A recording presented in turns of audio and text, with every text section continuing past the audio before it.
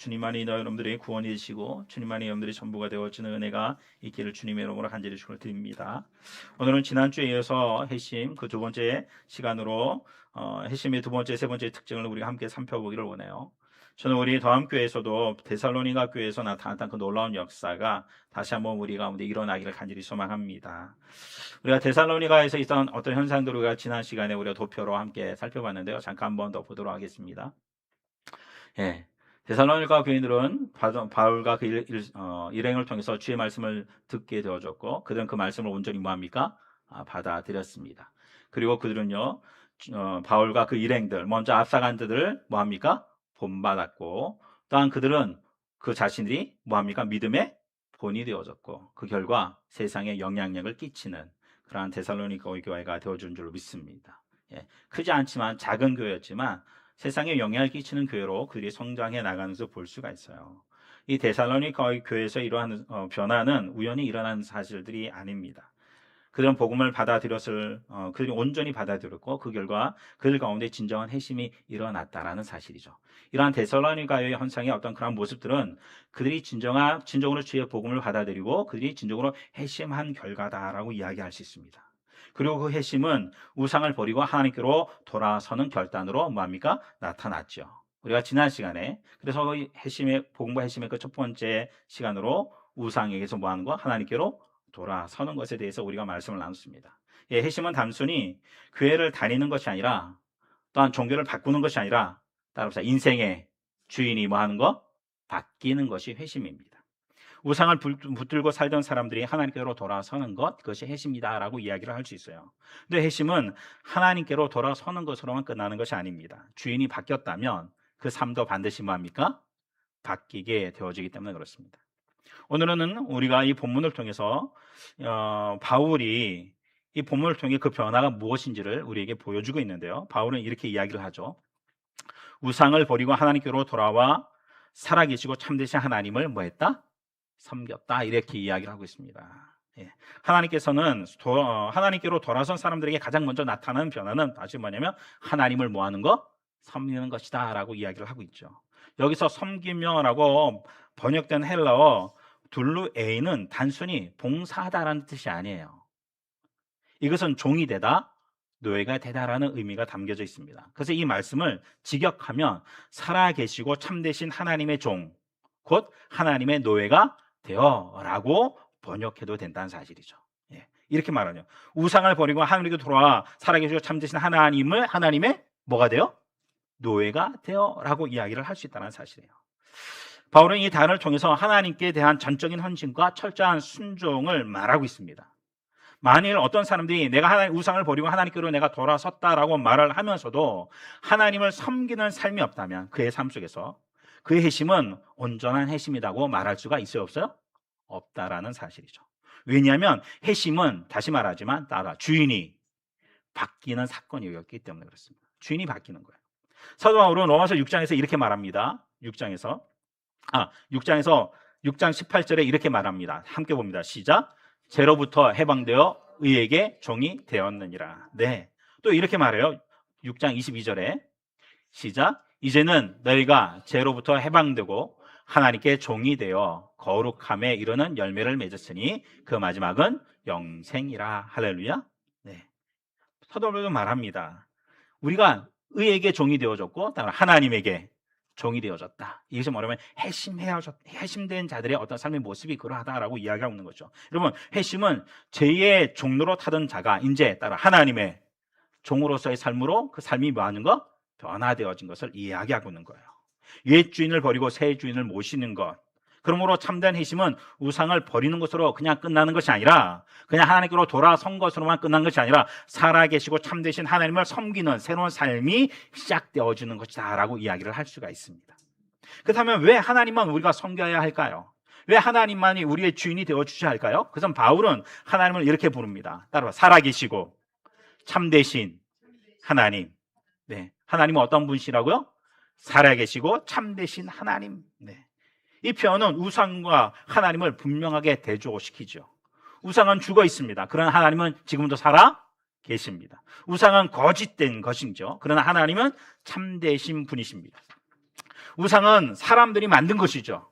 그러나 하나님은 오히려 사람을 창조주신 분이십니다. 여러분, 우상은 우리에게 생명을 줄 수 없습니다. 그러나 하나님은 우리에게 생명을 주실 뿐만 아니라 생명의 근원이 되시는 분이신 줄로 믿습니다. 그러므로 우리가 오직 하나님만이 우리의 예배와 헌신과 순종을 받으시기에 합당하신 분이다라는 사실이죠. 여러분, 우리의 인생의 목적은 하나님을 예배하고 하나님을 신뢰하며 하나님의 뜻에 순종함으로 그 하나님을 여롭게 하는 것인 줄로 믿습니다. 하나님의 참되심을 알게 된 사람은 이제 그러므로 더 이상 우상을 붙잡고 살아갈 수가 없는 것이죠. 우상을 버리고 하나님을 섬기는 것은 회심한 사람들에게 나타나는 너무도 자연스러운 변화된 모습이다라고 말할 수가 있습니다. 그런데 이렇게 말하면 많은 사람들이 이렇게 질문합니다. 노예가 된다면, 노예가 된다는데 어떻게 그것이 자유로울 수 있습니까? 성경 우리에게 전혀 다른 진리를 말씀합니다. 인간은 하나님을 섬길 때 비로소 참 자유를 누리게 되어진다라고 이야기를 하고 있죠. 왜 그렇습니까? 여러분, 인간은요, 아무것도 섬기지 않고 살아갈 수 있는 존재가 아니기 때문에 그래요. 우리는 알게 모르게 누군가를, 또한 무엇인가를 나도 모르게 의지하고 섬기며 그것을 따라가며 우리가 살아가고 있다는 사실입니다. 그래서 성경은 하나님보다 더 사랑하고 하나님보다 더 의지하고 하나님보다 더 두려워하는 모든 것들을 다 뭐라고 그래요? 우상이다라고 이야기를 하죠. 오늘날 우리의 우상은 금이나 돌로 만든 신상이 아닙니다. 돈일 수도 있고 성공일 수도 있고 사람들에게 인정받는 것일 수도 있습니다. 우리들의 자녀일 수도 있고 내가 좋아하는 취미일 수도 있습니다. 심지어 내가 하나님을 위하여 하는 그 사역도 하나님의 자리를 대신한다면 그것 또한 우상이 될 수 있다라는 사실입니다. 여러분, 그렇습니다. 우상이 무엇입니까? 하나님보다 더 사랑하는 것, 하나님보다 내가 더 의지하는 것, 하나님보다 내가 더 두려워하는 것, 우리의 마음을 하나님보다 더 사로잡는 것, 여러분, 그것이 우상인 것입니다. 예를 들어 요즘 많은 사람들이요, 온라인 게임에 몰입하는 경우가 있어요. 온라인 게임 자체가 죄라는 말은 아닙니다. 그러나 그 게임이 하나님보다 우리의 마음을 더 사로잡고 현실보다 게임 속에서 더 큰 만족을 찾게 되고 이것 없이는 내가 살 수 없다는 마음을 갖게 한다면 그때부터 게임은 더 이상 놀이가 아니라 나의 우상이 될 수 있다는 사실이에요. 다시 말하면 따라합시다. 이것 없이는 살 수 없다고 생각한다면 하나님 말고. 이것은 게임만의 문제가 아닙니다. 술도 그렇고 성공도 그렇고 관계도 그렇고 쾌락도 그렇고 취미도 마찬가지입니다. 우상은 처음에는 우리에게 행복과 자유를 약속합니다. 그러나 결국 우리를 지배하죠. 더 많이 가지라고, 더 많이 인정받으라고, 더 많이 즐기라고 끊임없이 우리를 몰아갑니다. 결국 자유를 얻는 것이 아니라 더 깊은 속박 속으로 우리를 끌어들이는 것이죠. 그러나 하나님은 다르십니다. 하나님은 살아계신 진리이신 분이십니다. 그래서 하나님을 섬길수록 우리는 그 진리 안에서 살아가게 되어줄 줄로 믿습니다. 여러분, 성경 말합니다. 진리를 알지니 진리가 너희를 자유케 하리라. 여러분, 그 진리는 우리로 하여금 세상을 바로 보게 하는 줄로 믿습니다. 죄를 분별하게 하고 참된 기쁨과 행복이 무엇인지를 깨닫게 합니다. 그래서 결국 하나님께만 속한 사람들은 세상의 우상에도 지배받지 않는 참된 자유를 누리게 되어지는 것이죠. 사랑하는 성도 여러분, 데살로니가 성도들은 그 우상의 종이 되기를 거부했습니다. 그리고 살아계시고 참되신 하나님께 돌아와 그분만을 섬기는 하나님의 백성이 되었습니다. 여러분, 이것이 회심한 사람들에게 나타난 두 번째 특징입니다. 하나님만을 섬기는 것. 이렇게 하나님께로 돌아와 살아계시고 참된 하나님을 섬기는 사람의 시선은 이제 자연스럽게 하나님께서 완성하실 그 하나님 나라를 향하게 됩니다. 그래서 사도 바울은 회심한 사람들에게 나타난 세 번째 특징이 이어서 이렇게 말하죠. 하늘로부터 오실 그 아들을 뭐 한다고요? 기다린다. 10절을 한번 다 같이 한번 읽어보겠습니다. 10절 시작. 또 죽은 자들 가운데서 다시 살리신 그의 아들이 하늘로부터 강림하실 것을 너희가 어떻게 기다리는지를 말하니 이는 장래에 노하심에서 우리를 건지시는 예수시니라. 할렐루야. 네, 하나님께로 돌아서서 하나님을 섬기는 자는 이제 그 시선이 그 하나님께서 완성하실 그 하나님 나라를 뭐 하는다? 소망하며 기다리는 자의 삶을 살아가게 된다는 것이죠. 그래서 사도 바울은 회심한 사람들에게 나타나는 그 세 번째 특징, 하늘로부터 오실 그 아들을 뭐 한다고요? 기다린다. 데살로니가 성도들은 다시 오실 예수님을 기다렸습니다. 이것은 그들이 복음을 온전히 받아들였다는 분명한 증거이기도 했습니다. 근데 오늘날 그리스도인의 모습은 어떻습니까?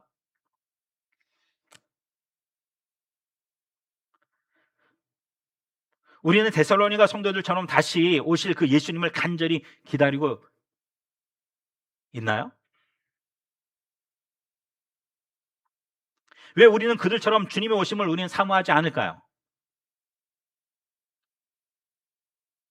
아무도 많은 사람들이 천국은 죽어서 가는 것이고 재림은 언젠가 일어날 미래의 사건 정도로만 생각하고 있기 때문에 그렇습니다. 그러나 예수님께서 선포하신 복음은 하나님 나라의 복음입니다. 예수님이 이 땅에 오셔서 하나님 나라를 시작하셨고 다시 오셔서 그 나라를 뭐 할 것이라고? 완성하실 것이라는 사실이죠. 만일 우리가 이 사실을 정말 믿는다면 다시 오실 예수님을 우리는 기다리지 않을 수 없을 것입니다. 이미 하나님 나라에 속하여 그 하나님 나라를 맛본 사람은 온전한 그 하나님 나라를 더욱더 뭐예요? 간절히 사모하게 되어져 있어요. 여러분들이 그러지 않습니까? 어디 가가지고 좋은 맛있는 음식을 뭐예요? 먹었어요. 아, 이게 너무너무 맛있어. 근데 집에 왔어요. 근데 어느 날 좀 지나면 그 너무 맛있으면, 내 입에 너무 맞았으면 다시 그거 먹고 싶은 생각이 나야 안 나요? 나야 안 나요? 나죠. 기회가 되면 뭐 하고 싶어요? 다시 가서 먹고 싶어요. 제가 저희 아들이 양주에서 군 생활했잖아요.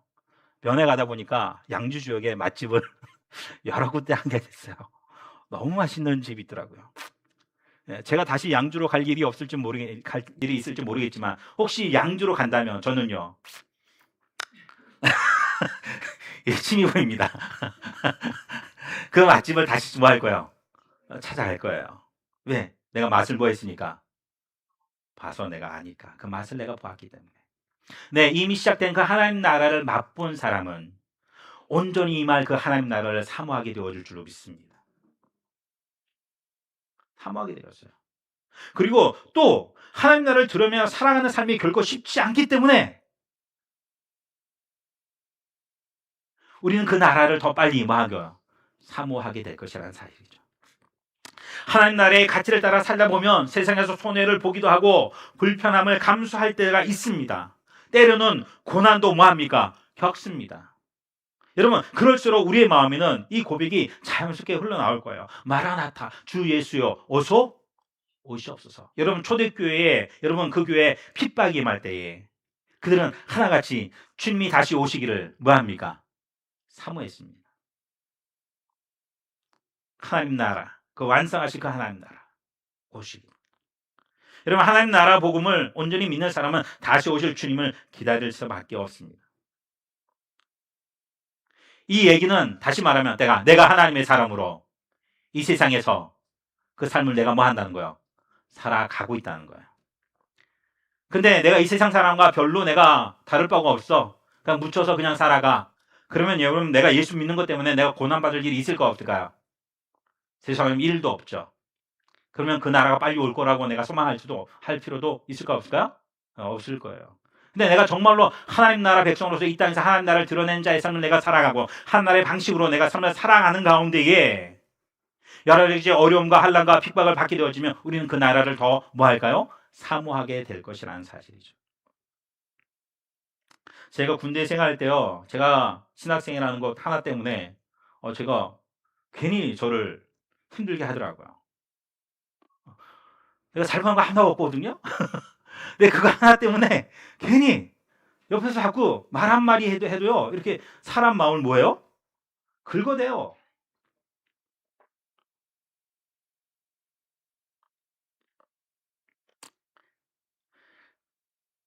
세상은 그런 것 같습니다. 근데 우리가 정말 하나님의 백성으로 살아가다 보면 여러분, 세상은 우리를 가만히 내버려두지 않습니다. 그래서 내가 하나님 나라를 소망하고 다시 올 그 나라를 내가 소망한다는 것 자체는 내가 정말 하나님 나라 백성으로서의 삶을 이 땅에서 뭐 한다고요? 살아가고 있다는 또 다른 증거인 줄로 믿습니다. 근데 내가 주님이 오실 날 것에 대해서 내가 별로 내가 감흥이 없어요? 이해하는 바도 없어요? 그러면 내가 정말로 하나님 백성으로서 내가 삶을 살아가고 있는가, 우리의 모습을 다시 한번 점검해 봐야 할 것입니다. 하다못해 내가 주의 복음을 전할 때에도 여러분, 많은 핍박이 올까요, 안 올까요? 네, 핍박입니다. 제가 전도하러 나갈 때 보면, 전도 이렇게 할 때 보면요, 어떤 분한테 이게 전도제를 주려니까 어떤 건영의 사람이 와, 뭐야? 이러더라고요. 아니, 나 별거 한 거 없나? 저는 이거 전하는 건데. 뭐냐면 자기 아내에게 왜 다가오냐 뭐 이런 것 같아요. 그러니까 잘 몰라잖아요. 누군지 모르잖아요. 저는 그냥 주는 건데 그냥 이러면 저는 주는 건데. 그러면서 괜히 예수 믿는 사람 뭔가 좀 업신여기기도 하고 그런 것 같더라고요.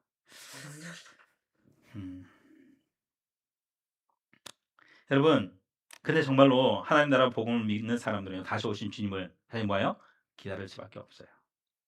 그래서 바울은 예수님이 어떤 분이신가를 다시 한번 설명하는데요. 죽은 자 가운데서 다시 살리신 하나님의 뭐라고요? 아들. 그 예수님이 어떤 분이신가? 죽은 자 가운데서 다시 뭐하신? 살아나신 하나님의 뭐라고요? 아들이라고 이야기를 합니다. 예수님의 부활은 그분이 하나님의 아들이심을 증명할 뿐만 아니라 하나님 나라가 이미 시작되었음을 보여주는 사건입니다. 그리고 바울은 그 예수님을 장래의 진노에서 우리를 건지시는 분이다라고 또한 이야기하고 있습니다. 네, 장래의 진노에서 우리를 건지실 분. 여기서 우리는 장래의 진노라는 표현을 좀 더 깊이 있게 생각해 볼 필요성이 있습니다. 우리는 흔히 이것을 마지막 날에 임할 하나님의 심판으로만 우리가 생각하죠. 물론 마지막 심판은 분명히 있습니다. 그러나 하나님의 심판은 마지막 날에만 있는 것이 아니라 하나님의 진리를 거부하고 살아가는 사람들은 이미 그 삶 속에서 하나님의 심판, 현재의 심판의 그 결과를 경험하며 그들은 뭐하고요? 살아가고 있다는 사실이에요. 깨어진 삶의 관계, 속임수와 거짓, 끝없는 불안과 욕망 속에서 살아가는 모습들, 이 세상의 불의와 불공평함, 이러한 모습들은 이미 하나님을 떠난 삶 자체가 심판의 결과임을 보여주고 있는 것들입니다. 다시 말해 심판은 마지막 날에만 있는 것이 아니라 이미 현재 우리 가운데 뭐하고 있다고요? 시작되고 있다라는 사실이죠. 근데 예수님은 우리를 그 심판 가운데서 그냥 그대로 내버려 두지 아니하시고 우상을 버리고 하나님께로 돌아오게 하시며 하나님 나라의 백성으로 우리를 살게 하신 줄로 믿습니다. 예수님은 마지막 심판 날에만 우리를 구원하신 분이 아니라 지금도 죄와 우상의 지배에서 우리를 뭐 하시는 분이라고요? 건져내시는 분이다라는 사실이죠. 여러분, 기독교의 핵심은 단순히 죽어서 천국 가는 것이 아닙니다. 이미 하나님 나라가 시작되었고 우리는 지금 하나님 나라의 백성으로 살아갑니다. 그리고 다시 오실 주님께서 그 나라를 완성하실 것을 우리는 소망하며 살아가는 것을 말하는 것이죠. 그래서 데살로니가 성도들은 현재 자신들 가운데 일하고 계시는 그 예수님께서 다시 오셔서 모든 것을 온전히 완전히 회복하실 것을 그 날을 간절히 뭐합니까? 그들은 기다렸습니다. 하나님 나라를 온전히 완성하러 다시 오실 그 예수님을 기다리는 것, 이것이 바로 회심한 사람들에게 나타나는 세 번째 특징이다라고 말할 수가 있어요. 데살로니가를 지배했던 우상들, 오늘날 우리 사회를 붙잡고 있는 우상들을 버리고 살아계시고 참되신 하나님께로 돌아와 그분만을 섬기며 살아가는 것, 그리고 다시 오실 그 주님을 기다리는 것, 이것이 참된 회심한 자들의 삶의 모습이다라는 사실이죠. 그럴 때 우리는 이 땅에서 살아가는 동안 우리에게 임하는 하나님의 현재적 심판에서 예수님으로 말미암아 그 심판에서 벗어나게 될 뿐만이 아니라 마지막에 임할 그 완전한 심판에서도 우리가 온전히 건짐을 받을 것을 소망하며 우리는 하나님 나라를 기다리는 삶을 살아가는 자들인 줄로 믿습니다. 이것이 바로 회심한 사람들의 삶입니다. 데살로니가 성도들에게 이러한 회심이 일어났습니다. 근데 바울은요, 여기에서 매우 흥미로운 표현을 사용하고 있어요. 여기서 바울은요, 각 사람이라고 이야기하지 않고요, 너희가 라고 이야기를 합니다. 너희가. 9절로 10절에 있는 말씀을 함께 살펴보도록 하겠습니다. 함께 읽어볼게요. 9절로 10절입니다. 시작. 그들이 우리에게 대하여 스스로 말하기를 우리가 어떻게 너희 가운데에 들어갔는지와 너희가 어떻게 우상을 버리고 하나님께로 돌아와서 살아계시고 참되신 하나님을 섬기는지와 또 죽은 자들 가운데서 다시 살리신 그의 아들이 하늘로부터 강림하실 것을 너희가 어떻게 기다리는지를 말하니 이는 장래에 노하심에서 우리를 건지시는 예수시니라. 여기서 너희를요, 이건 너희 각자가 아니라 뭐라고요? 너희가 라고 공동체적인 어떤 단어를 사용하고 있다는 거예요. 여러분, 표준세번역은 너희를요, 여러분이라고 표현하고 있거든요. 한번 읽어볼까요? 표준세번역으로. 시작. 그들은 우리를 두고 이야기합니다. 우리가 여러분을 찾아갔을 때 여러분이 우리를 어떻게 영접했는지, 어떻게 해서 여러분이 우상을 버리고 하나님께로 돌아와서 살아계시고 참되신 하나님을 섬기며 또 하나님께서 죽은 자들 가운데서 살리신 그 아들 곧 장차 장차 내릴 진노에서 우리를 건져 주실 예수께서 하늘로부터 오시기를 기다리는지를 그들은 말합니다. 그래서 여러분이라고 해요. 각자, 각 사람이 이렇게 말하잖아요. 너희, 우리 이렇게 얘기해요. 여러분 이렇게 얘기하고 있거든요. 왜 그랬을까요? 너희 각자가, 너희 각 사람이 이렇게 얘기할 텐데 여러분은, 너희는 이렇게 얘기하고 있다는 거죠.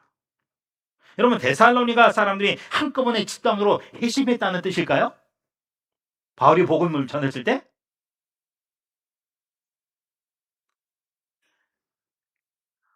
묻잖아요, 제가.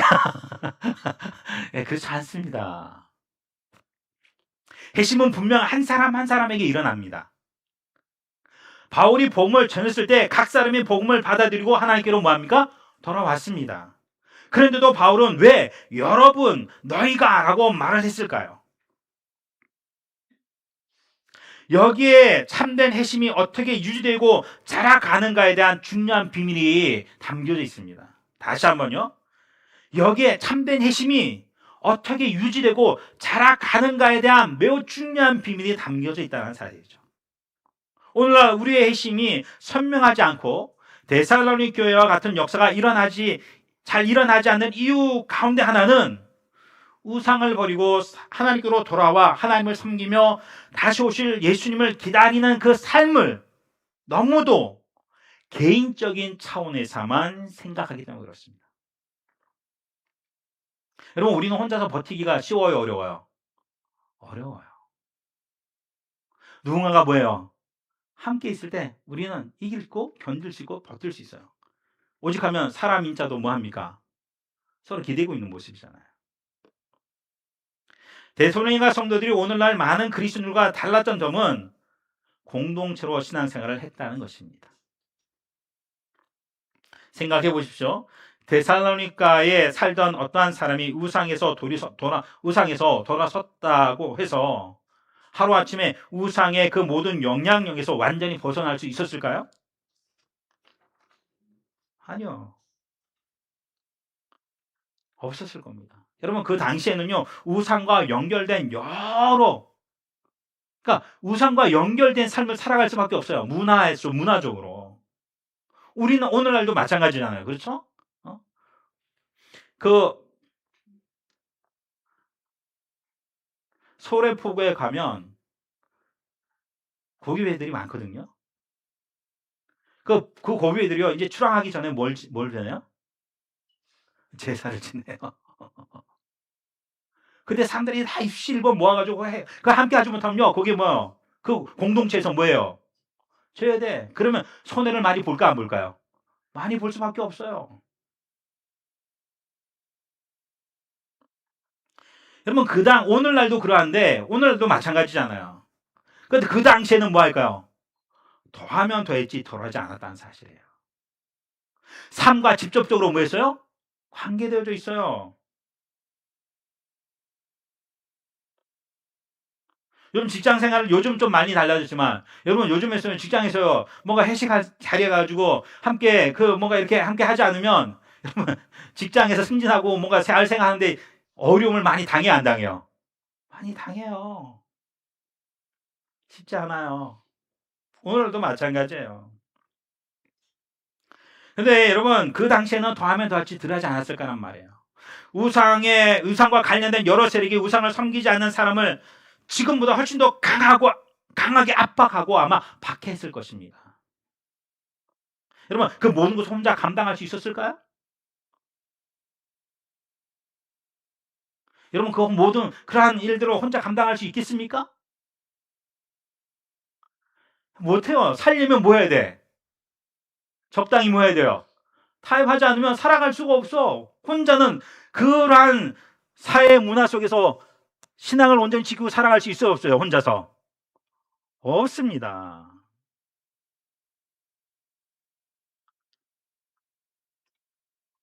여러분, 그래서요, 그의 신앙을 지키고 보호해줄 공동체가 있었다는 거예요. 데살로니가 공동체가 함께 위로가 함께 기도하며 서로를 붙들어 주었을 것입니다. 또한 바울은 계속해서 그들이 서로 본받았다라고 이야기를 하죠. 본이 되어졌다라고 말해요. 그들은 서로에게 선한 영향을 끼치고 주고받으며 함께 하나님을 섬겨갔습니다. 예배로 모일 때마다 함께 마라나타 주님 어서 오시옵소서 기도하며 다시 오실 주님을 그들은 함께 기다렸습니다. 여러분, 회심은 개인에게 일어나죠. 그러나 그 회심을 끝까지 지켜주는 것은 따라합시다. 공동체다. 할렐루야. 교회 공동체예요. 그래서 하나님께서는 이 땅에 하나님의 몸된 교회 공동체를 세워주신 줄로 믿습니다. 죄로 깨어지고 어우러지고 우상을 섬기는 이 세상 문화 가운데서 우리의 신앙을 뭐하기 위하여? 지키고 공고히 서기 하기 위하여. 그래서 신앙생활은 혼자 하기는 힘듭니다. 공동체가 있어야 돼요.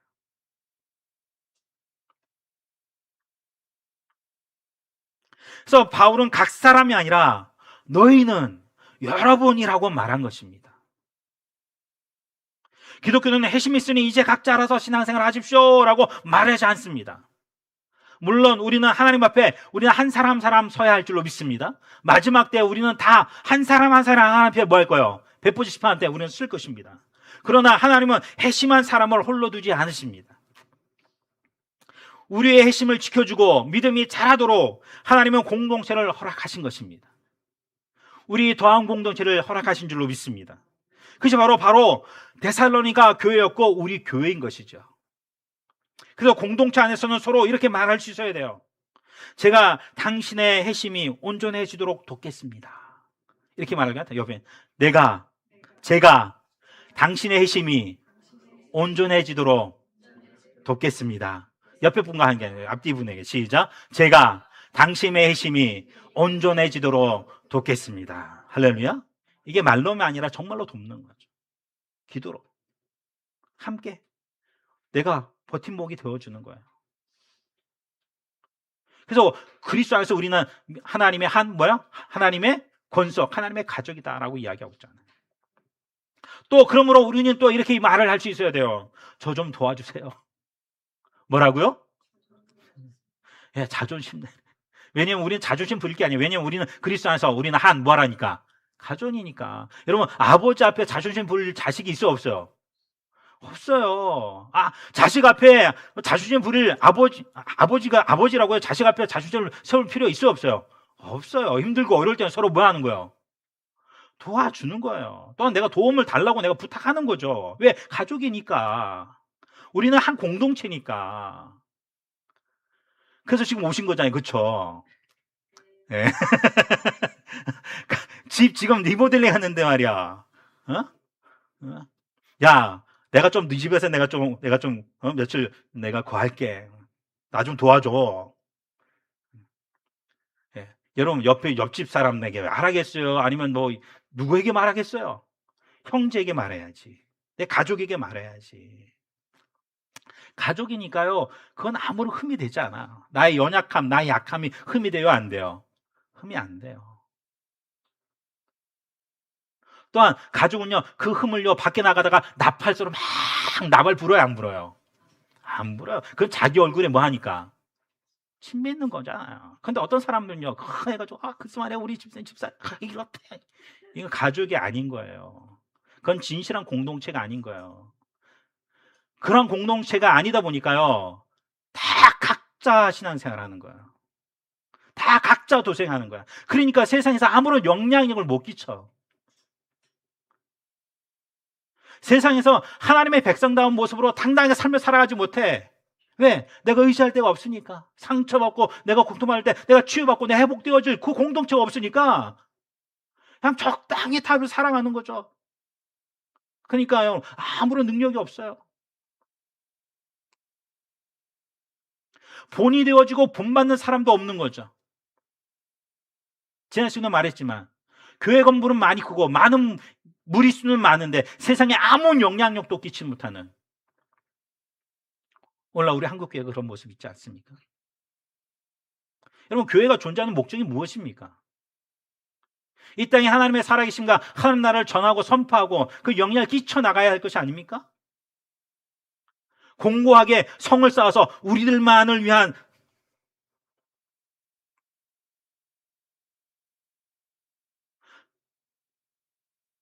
그러한 공동체를 만드는 것입니까? 그게 하나님이 꿈꾸시는 교회의 모습입니까? 근데 안타까운 것은 이처럼 서로를 붙들어주고 세워주는 관계를 맺으며 살아가는 그리스도인들이 생각보다 그렇지 많지 않다는 것입니다. 그러한 공동체를 보기가 쉽지 않다는 거예요. 오늘날 한국교회는 일주일에 한 번 예배드리는 곳이 되거나 봉사와 사역을 하는 조직으로 이해되는 경우가 너무 많습니다. 그러나 교회는 그 이상입니다. 교회는 서로의 핵심을 지켜주는 공동체인 것입니다. 우상을 버리고 하나님께로 돌아온 사람들이 끝까지 살아계시고 참되시 하나님을 섬기며 다시 오실 그 주님을 기다리도록 서로를 세워주는 공동체입니다.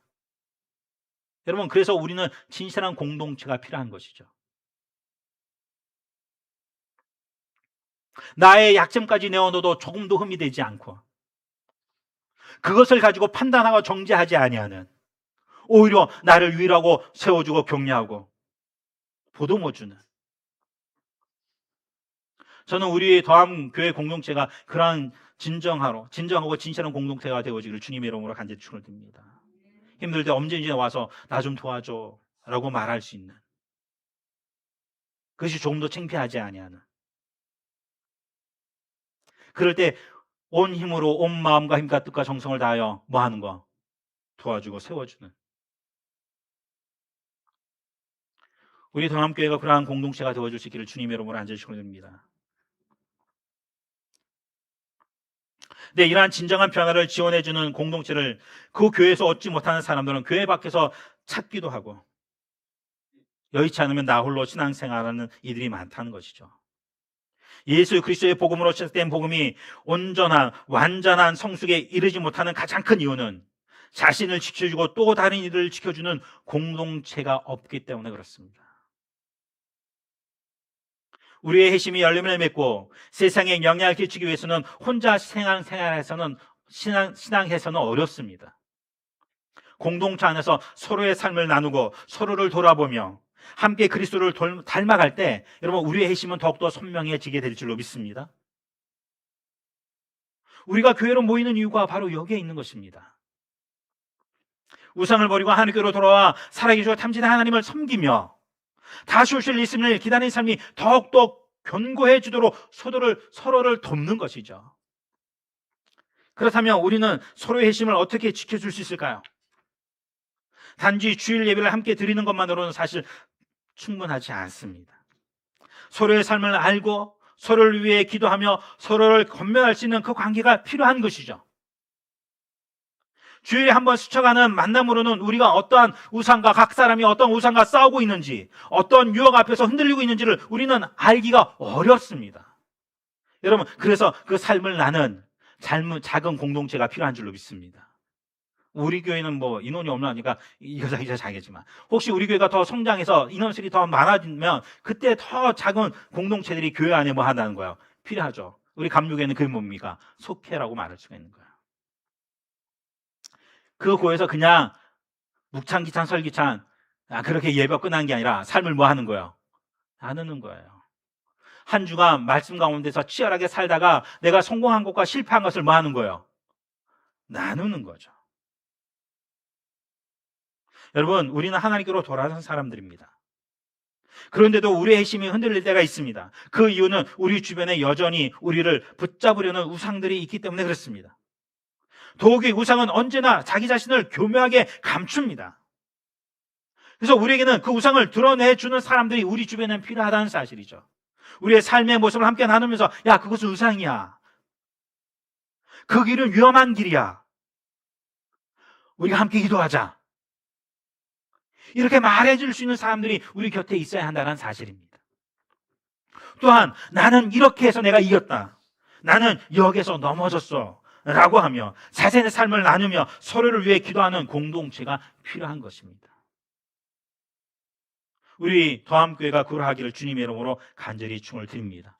사실 이러한 변화는 결코 쉬운 과정이 아닙니다. 자신의 연약함을 드러내고 관계 속에서 자신을 돌아보며 다시 하나님 앞에, 그 말씀 앞에 자신을 세우는 일은 진정한 공동체가 아니면 쉽지가 않다라는 사실이죠.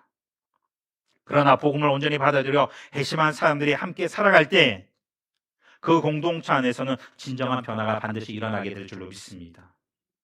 말씀을 맺겠습니다. 오늘 바울은요, 참된 회심이 무엇인지를 우리에게 분명하게 이해합니다. 참된 회심은 따라합시다. 우상을 버리고 하나님께로 돌아서는 것이다.